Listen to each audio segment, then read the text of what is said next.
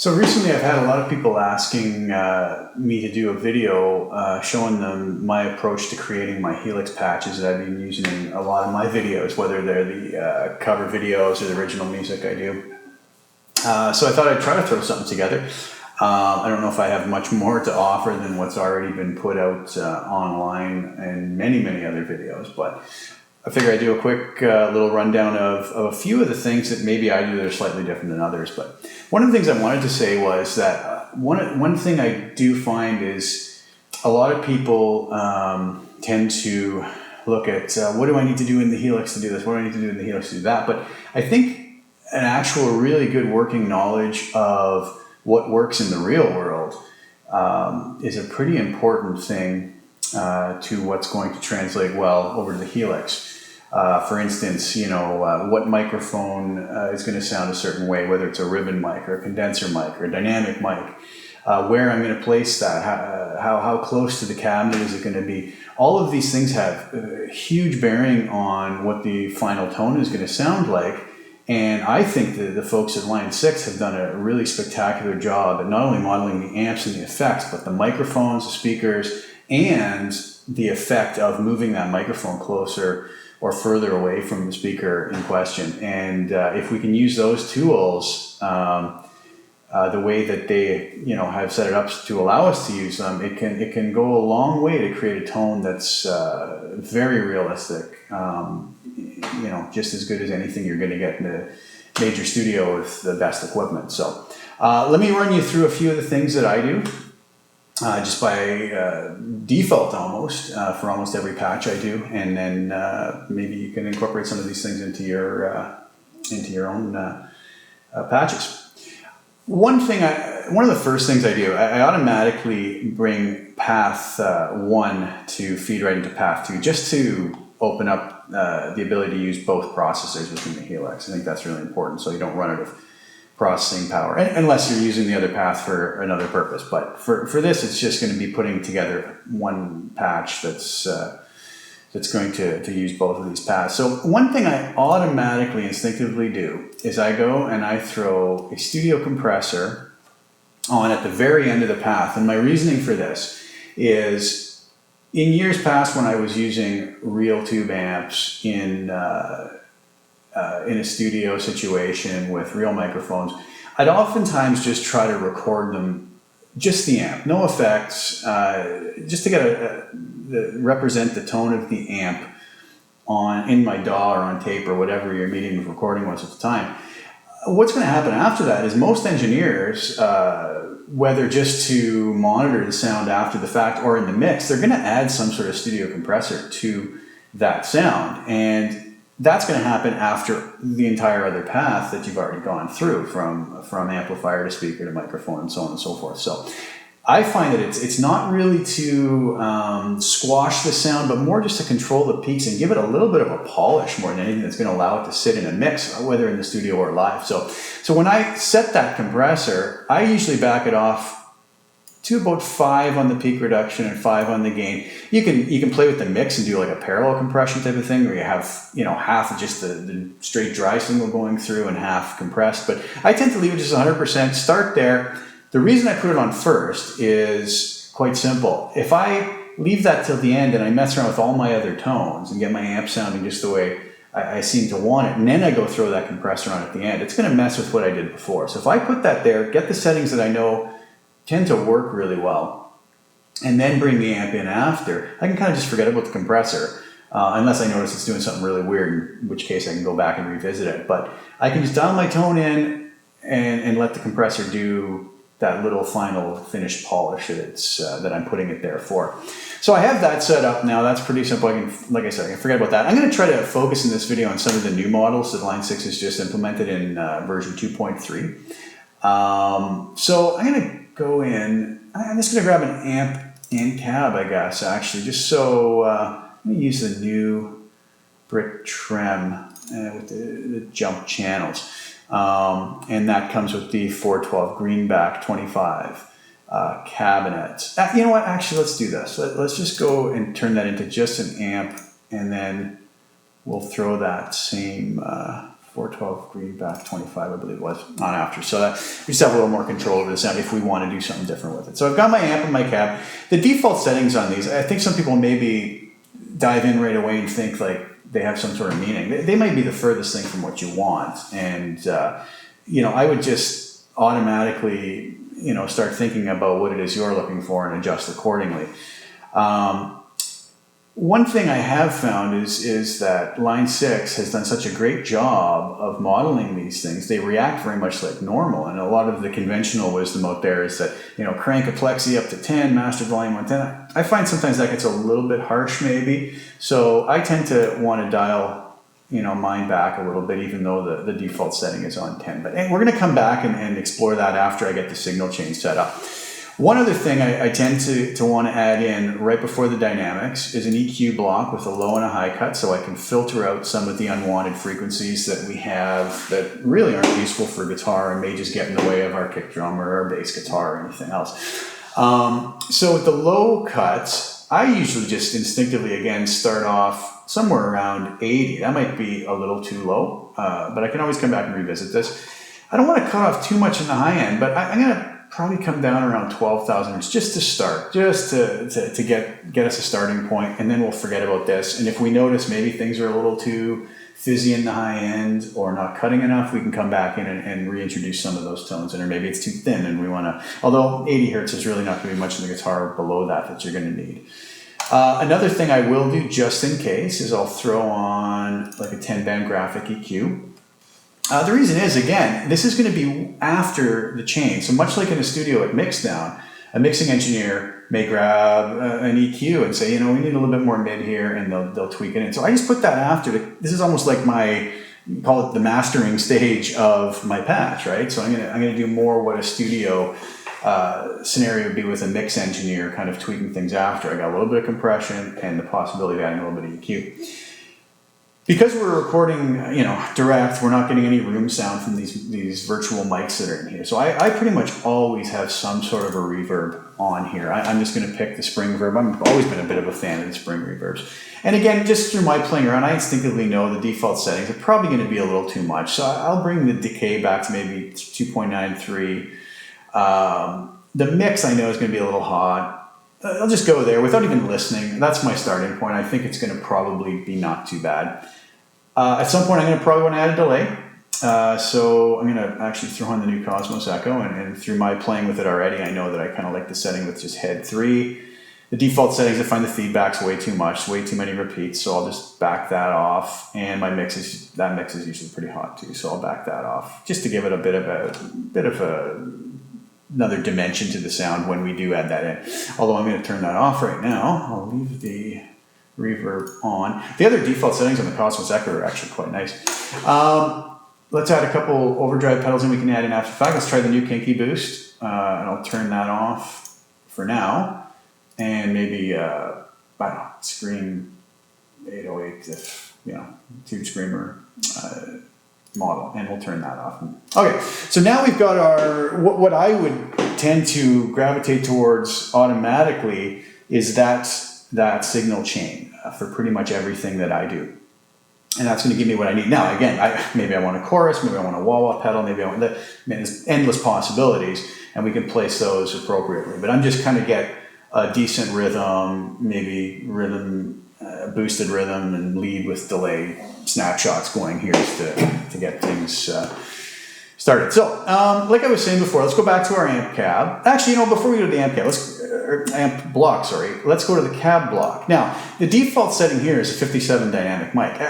Honestly, as great a mic as that's been, it's not one I tended to gravitate towards using in real life either. For the longest time, I owned a Royer 121, which I absolutely love. It's a fabulous ribbon mic, as is the 160, as is the 4038, which is a Coles ribbon. The Coles is a very, very bass-heavy microphone, so certain things have to be done if we're going to use that, but the potential there is for a very nice sound. Let's go with the 160. I find that's probably of all the ribbon mics in here, and in real life, it's the most balanced. It's not too accentuated in the lows, so it doesn't get boomy. but it still has that nice warmth in the top end, so it tends to tame any shrillness of the sound, which, you know, a plexi amp could have the potential of having. So let's go with that. I'm going to leave it just at 1 inch off the cabinet now, but we'll come back and revisit that for sure to dial in our sound. We'll go back to our amp settings. Now, some instinctive things that I do. I'm just going to pull the normal drive down and we'll work with just the bright drive now. I want a bit of a nice crunchy rhythm tone here. So I'm going to bring that bright drive up to 8, normal drive down for now, and we'll incorporate that in later. I know right away the bass setting of 7 is probably going to be pretty boomy. I'm going to bring that down to 3.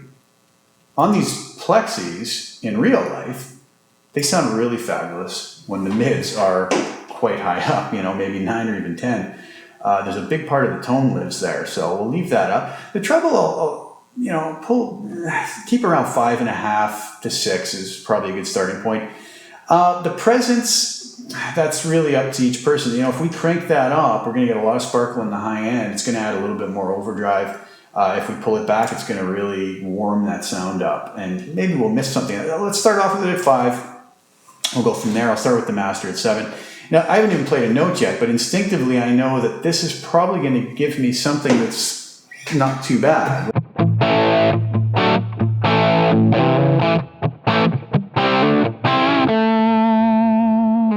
Now, obviously that still can use some work, but that's a pretty good facsimile of what a plexi would.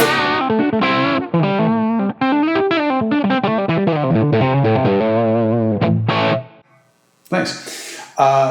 Maybe a little too dark. It needs a little bit more of a brightness to it. Let's try bringing the channel volume up and see what effect that has. It probably gets a little more gain.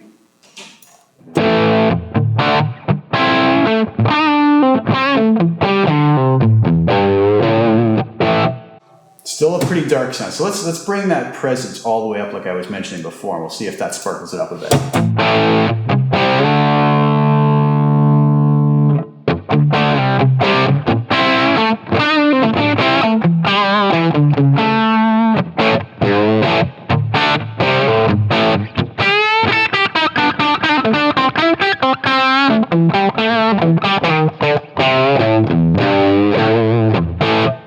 It's already sounding not too bad. We can hear that verb. Let's just go back to that. Sorry.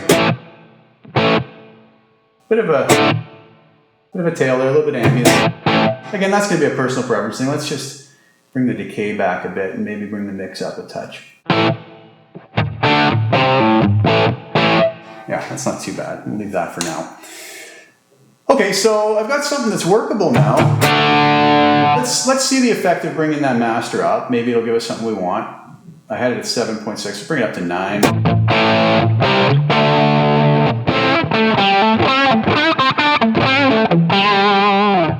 We go to 10 with it.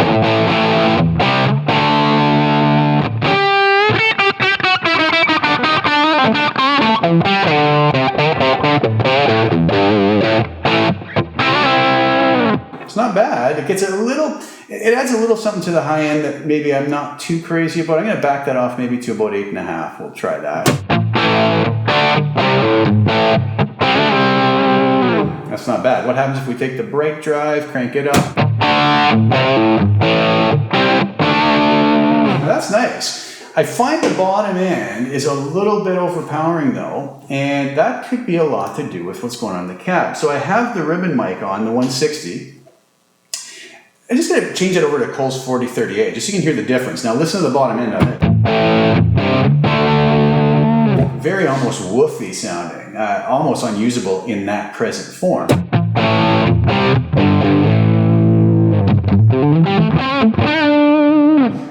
What I was getting at before is this distance control is so important, right? So if I take that mic, which sounds very woofy and boomy, and take that distance and pull it all the way back 12 inches off,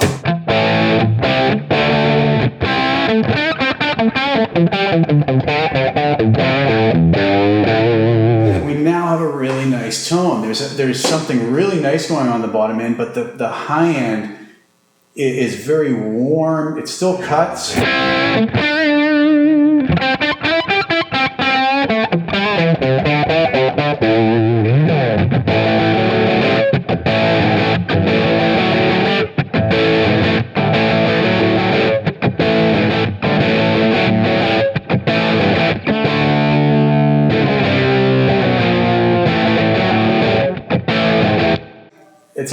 nice tone. Or we could go back and say, okay, let's go back to the 1 inch off, go back to the 160 ribbon. See, you don't have the same nice woolly bottom on it. The highs cut a little bit more.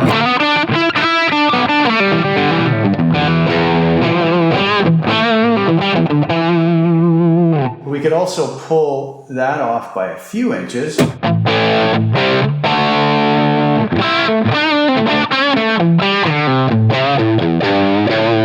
That's a nice tone as well. I'm going to actually go back to this 4038 with 12 inches off.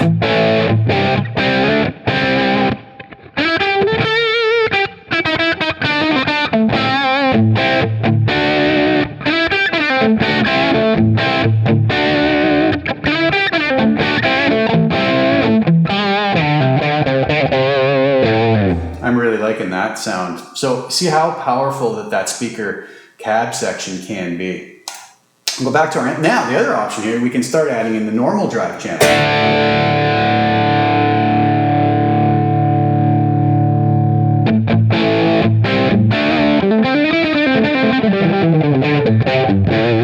Now that adds a lot more of that sort of lower mid-rangey mud almost. Maybe not something we really want. I was liking it a lot even without that in there. So let's pull that back.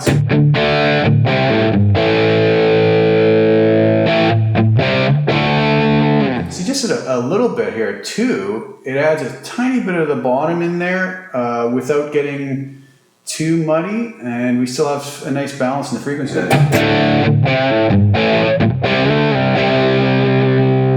We could actually come into the treble and maybe just boost that up a little bit.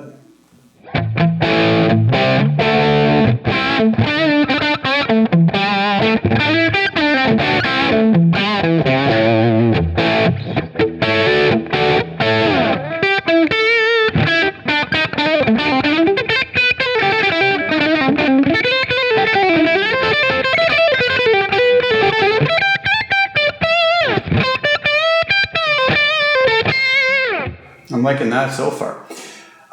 Okay, so let's leave that for our amp sound for now. I'm going to hit the save button here before all of this possibly disappears. Okay, so now if I wanted to go to the kinky boost, and I'll turn that on, see what just the default settings do to that sound.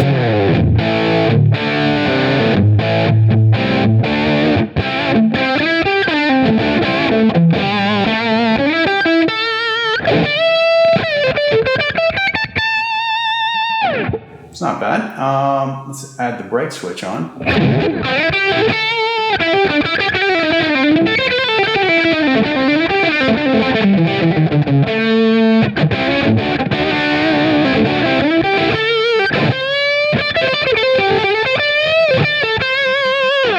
It's kind of nice. Okay, let's boost that a little more gain. Just really hit the front of the amp with it. Now you can hear it really compressing the front end of the amp. Might be a little much. Let's go with the boost on.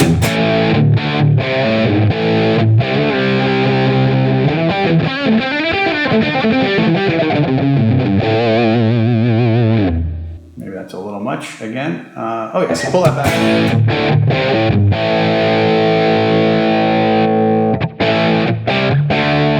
So what we could do is we could save snapshot 1 without the kinky boost on. We can go to snapshot 2, turn that on, save that. So now I could foot switch back and forth between snapshot 1, no kinky boost. Snapshot 2.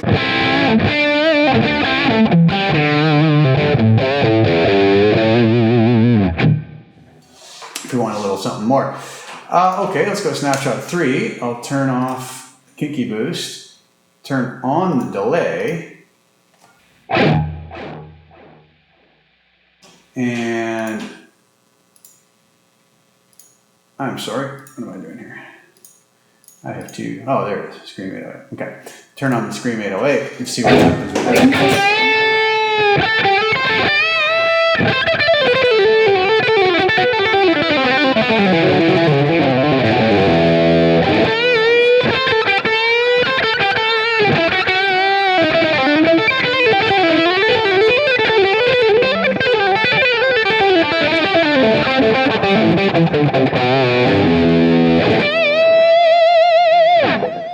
So that's getting to be a nice lead tone. I like the delay settings there that I had.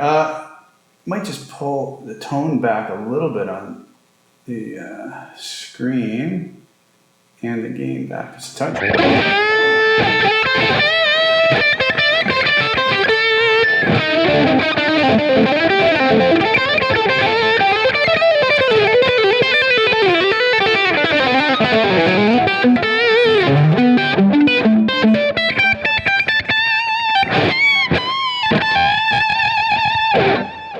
Nothing wrong with that lead tone, I'm liking that. Okay, so we now have 3 snapshots. We have our original just amp without any boost pedals.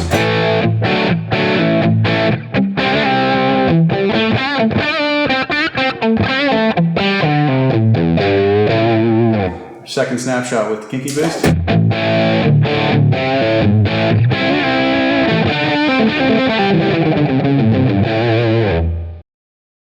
Tube scream.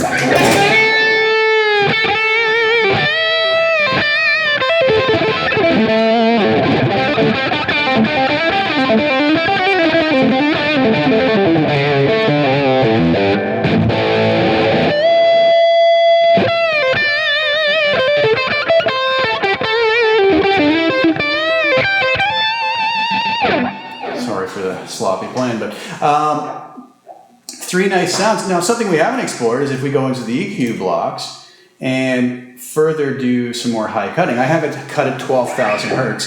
I've heard people that want to cut all the way down to, 6,000, 7,000. We'll just hear what 7,000 does to it. It's going to really warm that sound up and get rid of a lot of that high end.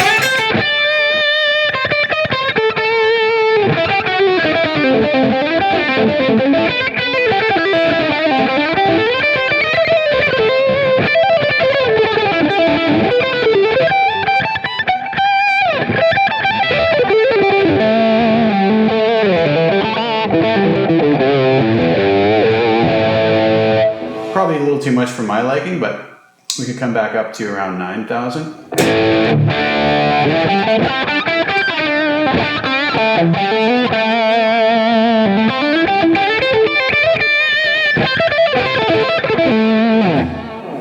Not bad. 10,000.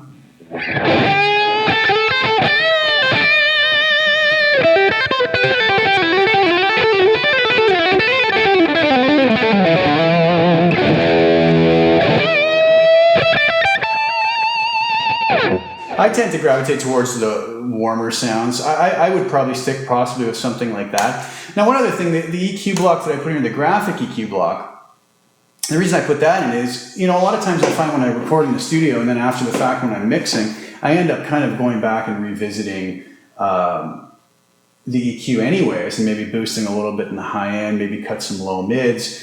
Something like coming into 500 hertz, pulling back a dB, dB and a half.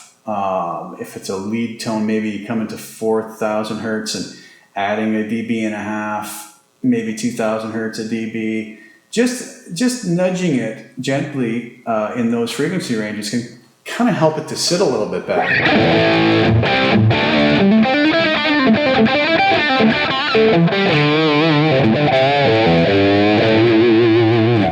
Now without that EQ in,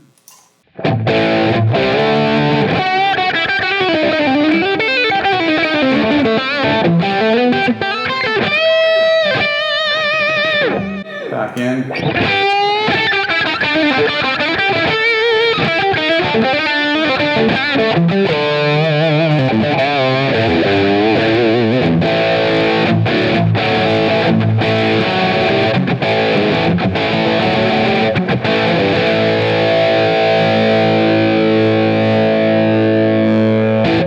Probably also have a sound that cleans up nicely.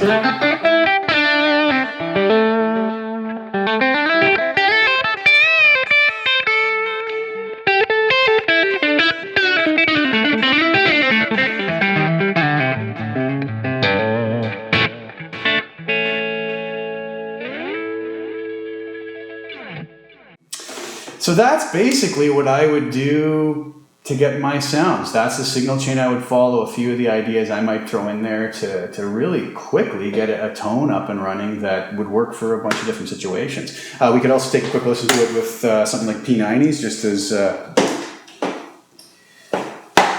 slightly different perspective on it. So same tone, nothing's changed.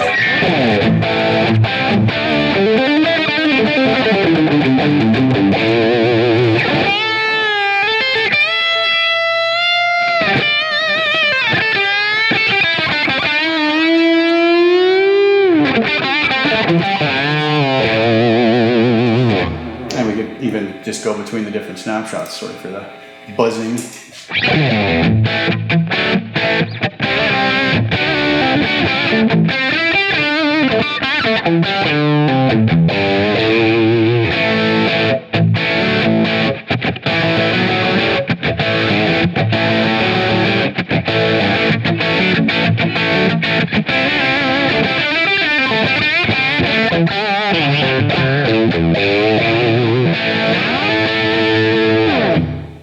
I like that tone. So that's basically what I would do in a nutshell. Not sure if that helps anybody. I hope it does. I don't know if that's any different than a lot of the other information that's out there, but this is what I do. And since I've had a bunch of people ask, I figured I would throw something together real quick here to show you just kind of my workflow and what I tend to do when I'm dialing in my tones. I'm going to have an album coming out next year that's going to be entirely Line 6 Helix sounds. I've been working on it for a while, and I'm just absolutely loving the sounds, the tones that I'm getting out of the Helix. It's probably, of all the albums I've done, it's probably some of my favorite tones, and find them very, very quickly as well, which is really nice when you're being creative. So hope I've helped you guys in some way. Please leave your comments down below if you have any questions. I'll really do my best to answer anything I can, be of assistance on. If you guys like what I'm doing, please hit the subscribe button and feel free to share this. And we'll see you again.